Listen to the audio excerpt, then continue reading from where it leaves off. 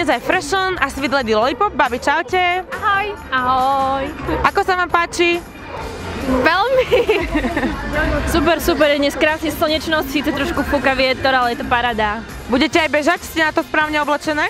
Na to určite nie sme správne oblečené, ale zabehli sme si túto bubble beh a to nám bohate stačí. Neklame, mám perfektný plášť, mi dodá super silu a super rýchlosť, takže by som mohla kľudne behať. No tak to ťa potom stretneme v cieli, že? To určite áno. Ďakujem.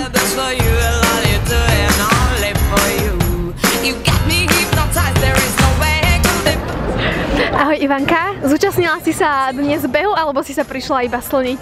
Ja sa prišla vyslniť a pooddychovať si, pretože nie som veľmi bežecký typ. Bežeckú eufóriu mám asi tak raz do roka a dnes nie je ten deň. A mala si už aj bubble? Samozrejme, že som mala, už som ho aj vypila. A aký si vybrala? No maratónsky, síce nie som maratónec, ale odmenila som sa. Super, tak si ešte uži tento krásny slnečný deň. Ďakujem, a ty si ho užívaš? Veľmi, nevidíš? Tak mi teraz pošte mikrofón na chvíľku. Bola si aj súťažiť v Bubble fanzone? Samozrejme, zapojila som sa. A čo bolo tvojou úlohou? Mojou úlohou bolo prekonať rôzne prekažky s čajom na tacke. A prekvapivo som to zvládla a čaj zostal na tacke.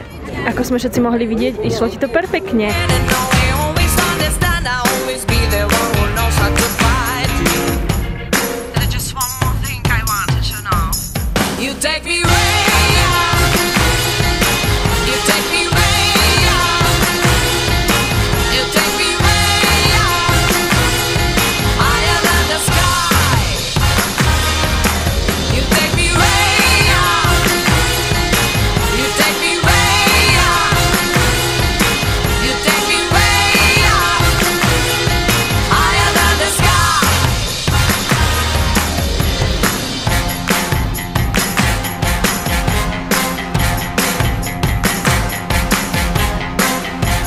Svoj ideálny bežecký outfit na dnes.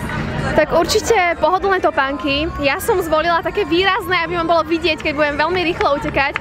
Zladila som ich s náhrdelníkom, aby ma bolo vidno aj od pol pasa nahor. A potom tam musí byť niečo pasikavé a to je najdôležitejšie. Čo dnes piješ? Dnes pijem nečakane Bubbleology, ale je to maratónsky čaj, čiže to je jediná maratónska vec, ktorú dneska mám, ale je to tá najlepšia vec.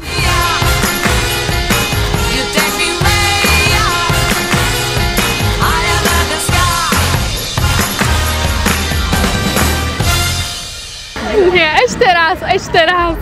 No to neviem potom strihať ani nikto iný.